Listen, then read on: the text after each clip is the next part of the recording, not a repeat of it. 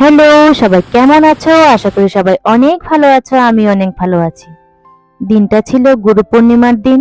আর এই বিশেষ দিনে আমি সকাল সকাল ঘুম থেকে উঠেই আমার আসনের ঠাকুরকে পুজো টুজো দিয়ে নিয়েছি। আর ভাবছি এই গুরু পূর্ণিমার এই বিশেষ দিনে আমি আমার আশ্রমে যাব আর গুরুদেবকে কাছ থেকে প্রণাম করে আসব। আর সকাল থেকে হচ্ছিল প্রচন্ড বৃষ্টি। তো আমি রেডি হতে হতে মোটামুটি বৃষ্টিও কমে গিয়েছে।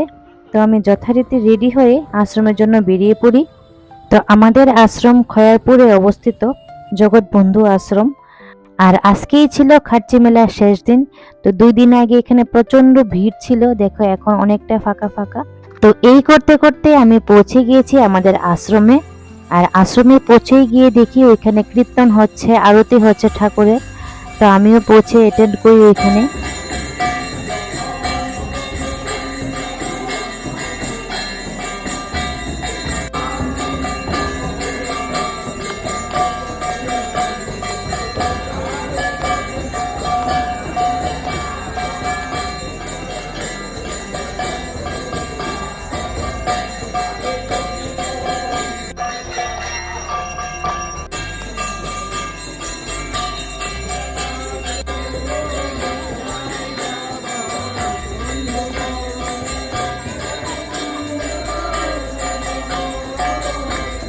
আর উনি হলেন আমার পরম গুরুদেব, যার কাছ থেকে আমি দীক্ষা নিয়েছি।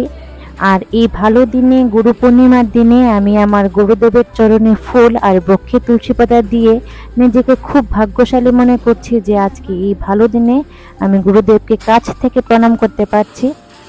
আর গুরুদেবের কাছে প্রণাম করে নিজের জন্য আর আমার পরিবারের জন্য আমি অনেক আশীর্বাদ নিয়ে নিয়েছি।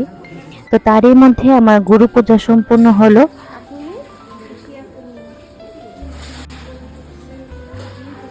আর এখন আশ্রমের কীর্তন আর আরতি সম্পূর্ণ হলো, ঠাকুর পূজা শেষ।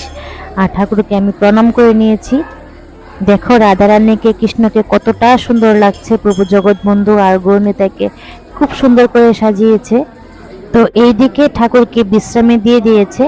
দুপুরের টাইম ঠাকুরকে একটু বিশ্রাম দিতে হয়। আর এইদিকে আমাদেরও প্রসাদ দেওয়ার জন্য ব্যবস্থা হয়ে গেছে। তারই সাথে আজকের ভিডিওটা এখানেই রাখছি। সবাই ভালো থাকবেন, সুস্থ থাকবেন।